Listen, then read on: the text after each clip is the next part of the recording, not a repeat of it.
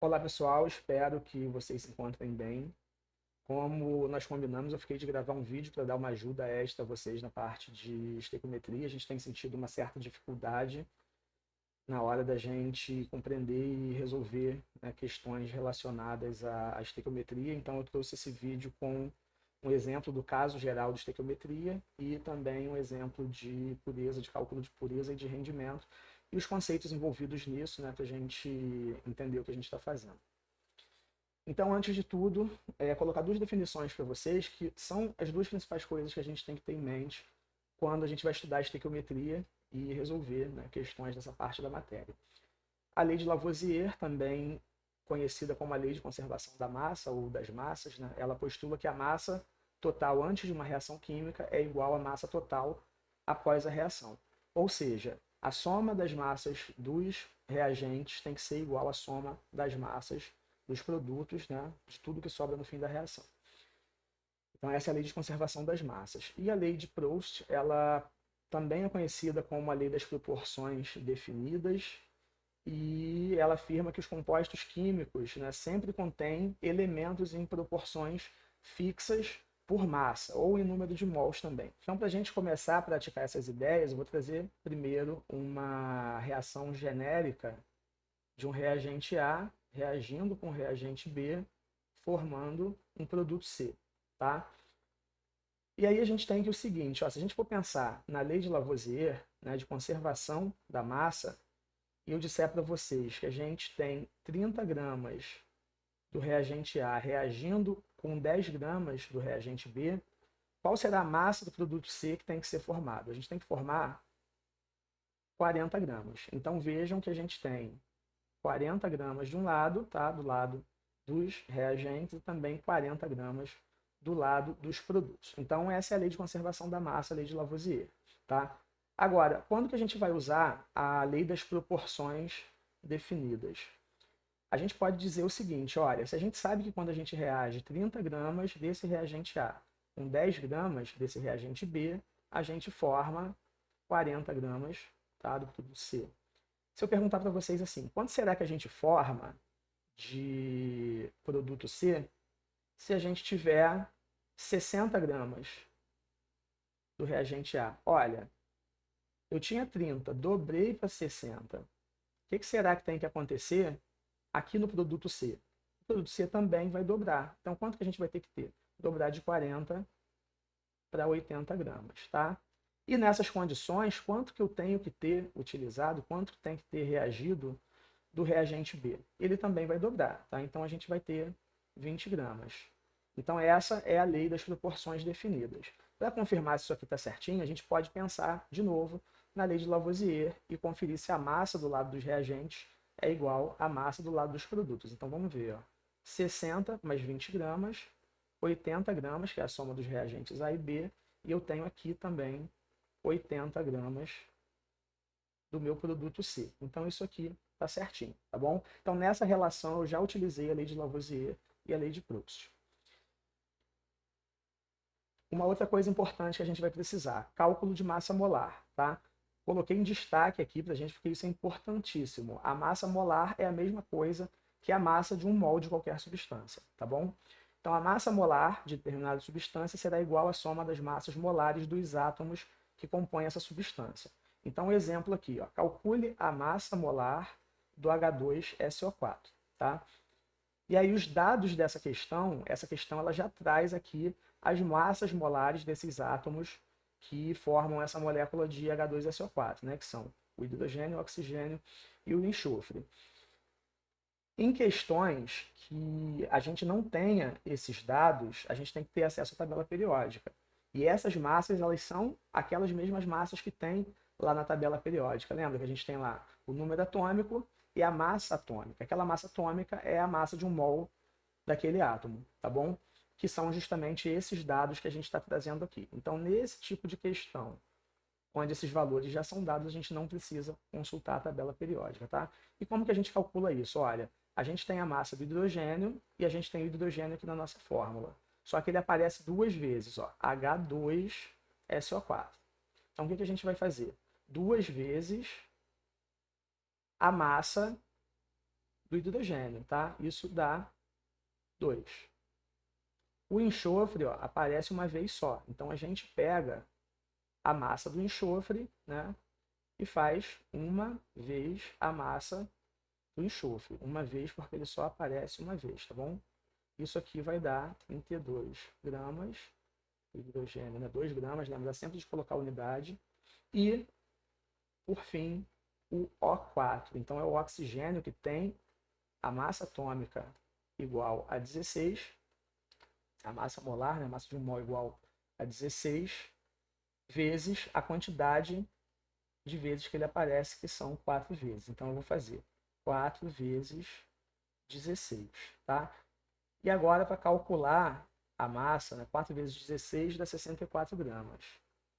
Tá? E agora, para calcular a massa de um mol do H2SO4, é só eu somar essas massas dos átomos que compõem essa molécula vezes o número de vezes que ela aparece na fórmula. Tá? Então, a gente vai fazer isso aqui. Ó. 32 mais 64 dá 96, mais 2 dá 98.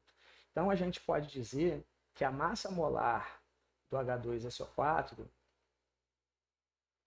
é igual, a massa molar do H2SO4 é igual a 98 o quê? Gramas por mol. Beleza? Então, isso a gente pode aplicar para quaisquer moléculas que a gente consegue calcular a massa molar.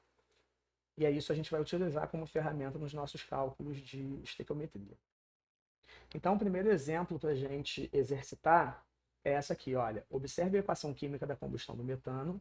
E aí a gente tem sempre que lembrar que a combustão é uma reação com o oxigênio, tá? Isso vai ser útil quando a questão não trouxer a equação química. Essa aqui, no caso, traz, então vocês não precisam se preocupar, tá? E aí pede para determinar o número de mols de CO2 produzidos a partir da queima de 960 gramas. Então percebam o seguinte, ó.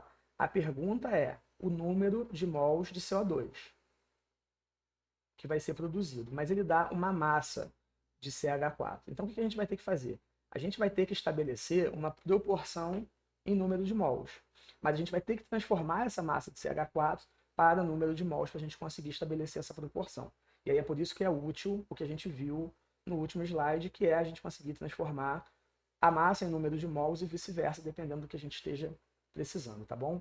Uma outra questão importante é conferir o balanceamento. Às vezes a questão diz que está balanceada, às vezes diz que não está balanceada e às vezes simplesmente não fala nada, tá? Então, se não falar nada, a gente tem que se preocupar em balancear, e se disser explicitamente que está desbalanceado, a gente também tem que se preocupar em balancear. Então, aqui a gente só vai conferir, ó. A gente tem um carbono do lado dos reagentes e um carbono do lado dos produtos. A gente tem que sempre lembrar que a quantidade de átomos de um lado tem que ser igual à quantidade de átomos do outro lado, tá bom? O hidrogênio, a gente tem 4 do lado dos reagentes e 4 do lado dos produtos também, ó, 2 vezes 2, tá bom? A gente tem sempre que fazer essa conta aqui. Então, 4 de cada lado, e o oxigênio temos 4 do lado dos reagentes, e do lado dos produtos temos 2 aqui e 2 aqui. Ó. Aqui só aparece 1, mas a gente tem que considerar aqui esse coeficiente também que aparece na frente. Então, 4 oxigênios de cada lado, nossa equação está balanceada. Tudo bem. Primeira coisa que a gente vai ter que fazer, pessoal, olha só. Calcular quantos mols tem aqui em 960 gramas de CH4. E aí, como que a gente vai fazer isso? A gente calcula a massa de 1 mol do CH4, as informações estão aqui, ó, carbono e hidrogênio. Então, a gente vai fazer igualzinho a gente fez no slide anterior, tá? Então, a gente vai ter que a massa molar do CH4 vai ser igual a 12, que é a massa do carbono, mais 4 vezes a massa do hidrogênio, que é igual a 1. Então, 12 mais 4, 16 gramas por mol. Tá? E a gente pode estabelecer a seguinte regra de 3. Olha, em 1 mol de CH4, a gente tem 16 gramas. Quantos mols a gente vai ter na massa que a questão deu? Ó, 960 gramas. E aí, fazendo esse cálculo, a gente tem que esse X é igual a 60 mols de CH4. E aí, como que a gente vai usar essa informação? Tá? Quando a gente conferiu, né, o balanceamento dessa equação, a gente chegou numa proporção, onde a gente tem 1 mol de CH4 reagindo com 2 mols de O2, formando 1 mol de CO2 e 2 mols de H2O. Tudo bem? Então, a gente pode trazer essas informações aqui para baixo para fazer a nossa regra de 3, ó, onde a gente vai dizer que quando eu reajo 1 mol de CH4, eu formo 1 mol de CO2. Tudo bem? Então, a proporção desse reagente para esse produto é de 1 mol para 1 mol. E a gente pode transformar isso aqui numa regrinha de 3. Quantos mols de CO2 são produzidos a partir da queima de 960 gramas? Esse 960 eu já transformei em número de mols, 60 mols. Então é só jogar esse dado aqui embaixo, ó. Tá? Do lado do CH4. 60 mols. Vai ser X. Ora, mas se 1 mol de CH4 eu formo 1 mol de CO2, quantos mols eu vou formar de CO2 se eu usar 60 mols de CH4? 60 mols de CO2. Tudo bem? Então, aqui a gente está utilizando tanto a lei de conservação das massas, quando a gente faz o balanceamento, para estabelecer, né, a proporção. Aqui a proporção que a gente estabeleceu foi em número de mols, mas a gente poderia estabelecer uma proporção em massa, caso a gente precisasse, transformando simplesmente esses mols, né, esses números de mols em massa, tá bom? E a gente utilizou também, né, a lei das proporções definidas quando a gente faz essa relação aqui, ó. Se com um mol desse eu formo um mol desse, quanto eu vou formar desse aqui se eu utilizar 60 mols do CH4? Tudo bem? Então percebam, a gente está usando esses dois princípios que eu apresentei lá no início. E se ao invés do número de mols a gente tivesse que calcular agora a massa de CO2 produzida a partir da queima dos mesmos 960 gramas de CH4, que é o nosso metano. Então, ao invés de a gente estabelecer agora a proporção em número de mols, igual a gente fez no exemplo anterior, a gente vai estabelecer essa proporção em massa, o que nada mais é do que a gente transformar o número de mols em massa. Tá? Então, quando a gente tinha aqui essa proporção, ó, 1 mol de CH4 reagindo com 2 de O2, formando 1 mol de CO2 e 2 mols de H2O, a gente vai estar transformando esses números de mols em massa, utilizando, óbvio, as massas, né, dos átomos envolvidos na formação dessas moléculas. E os dados estão aqui, ó. Tá? Então, o que a gente vai fazer? Ao invés de escrever 1 mol de CH4, a gente vai escrever isso em gramas. Tá? A gente já viu que 1 mol de CH4 tem 12 do carbono mais 4 gramas dos 4 hidrogênios. Então, isso vai dar 16 gramas de CH4. Percebam que é a mesma coisa, tá, pessoal? 1 mol ou 16 gramas de CH4 é exatamente a mesma coisa. E a gente vai fazer, né, a mesma coisa para todos os outros reagentes e produtos envolvidos nessa reação. Agora, a gente tem que se preocupar mais com as espécies, as moléculas que interessam a gente. Tá? Então, na nossa pergunta, estão envolvidos o CO2 e o CH4. Então, eu vou dar atenção, vou calcular a massa só para eles, tá bom? Eu sei que quando eu reajo 1 mol ou 16 gramas de CH4, eu formo 1 mol de CO2, e aí eu vou transformar esse 1 mol também em massa. Tá? Então, o CO2 eu tenho 16 vezes 2, que é a massa molar do oxigênio, mais 12, que é a massa do carbono. Então, 16 vezes 2, 32 mais 12 dá 44 gramas de CO2. Tá? Então, quando eu reajo 16 gramas de CH4, eu formo 44 gramas de CO2. E aí a pergunta, né, é o seguinte, olha, na queima de 960 gramas de CH4, quanto que eu formo de CO2? É igual a X, tá bom? Quanto vai ser o meu X? Vai ser 960 vezes 44 dividido por 16. Isso vai dar 2.640 gramas de CO2. Se a gente transformar esses 2.640 gramas de CO2 para número de mols, a gente vai chegar exatamente em 60 mols, que é o que a gente teve no exercício anterior, tudo bem? Então percebam que tudo é uma questão de conversão. Nos dois últimos exemplos, a gente fez o que a gente chama de caso geral da estequiometria, onde a gente considera que os produtos envolvidos numa reação, eles são completamente puros, e a gente considera que o rendimento dessas reações sejam iguais a 100%, e é o que a gente chama também de rendimento teórico, tá bom? Agora, tem duas considerações que a gente tem que fazer. As reações, via de regra, não vão ter 100% de rendimento. E muitas das vezes os nossos reagentes podem estar impuros, tá? Então eu trouxe mais dois exemplos para a gente finalizar essa revisão, tá?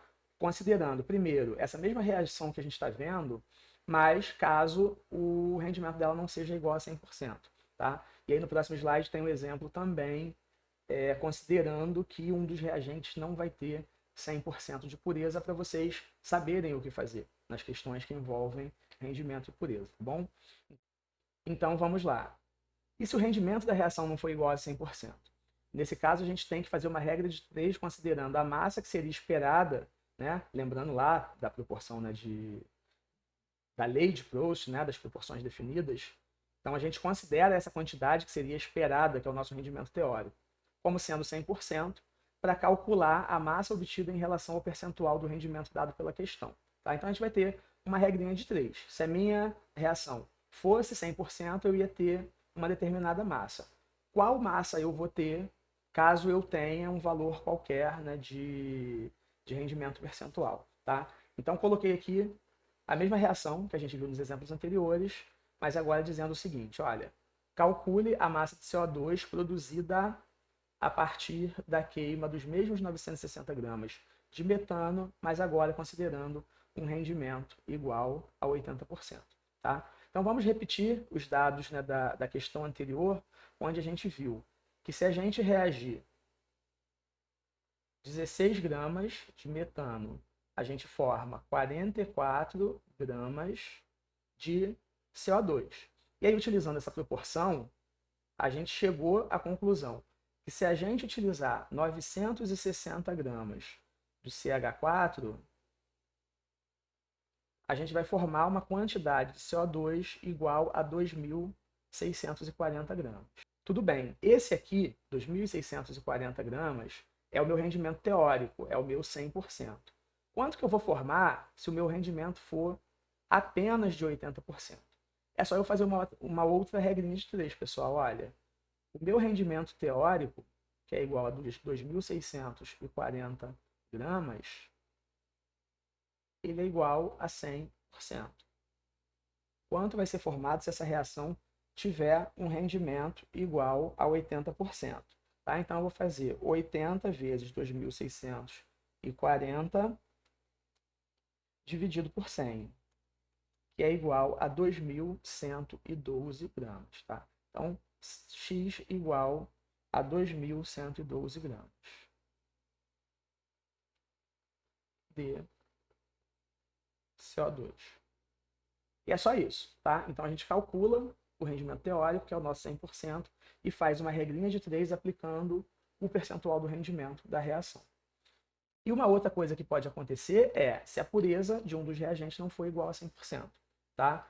E aí, nesse caso, a gente tem que fazer uma regra de 3 considerando a massa do reagente impuro como 100%, como sendo 100%, para depois calcular, também através de uma regra de 3, a massa do reagente puro que está contido, né, nessa massa desse reagente impuro, levando em conta o percentual de pureza dado pela questão. E aí isso, pessoal, a gente vai fazer antes de jogar a massa do nosso reagente para calcular as proporções definidas, tá bom? Então, a diferença da pureza para o rendimento, né, é que o rendimento, primeiro a gente calcula o rendimento teórico e depois aplica o percentual de rendimento real, tá, para a gente calcular quanto de fato foi formado do produto. Agora aqui a gente tem que descontar a massa da impureza antes de resolver essa questão. Então, o que a gente vai fazer? Olha, eu tenho os mesmos 960 gramas de CH4, mas agora a questão está me dizendo que esse mesmo CH4 tem só 70% de pureza. Então, não são mais os 960 gramas de CH4 que vai participar da reação. É apenas 70% disso. E aí, como é que a gente vai fazer isso? A gente vai fazer esse cálculo aqui, olha. 960 gramas da minha amostra que contém CH4, mas não contém só CH4, ela está impura. Esses 960 gramas representam 100%. E aí eu sei que eu tenho 70% de CH4 nessa amostra. E isso é equivalente a quantos gramas? X gramas, e faço a nossa regra de 3. Então a gente vai fazer 70 vezes 960 dividido por 100, que é igual a 672 gramas de CH4. Tá?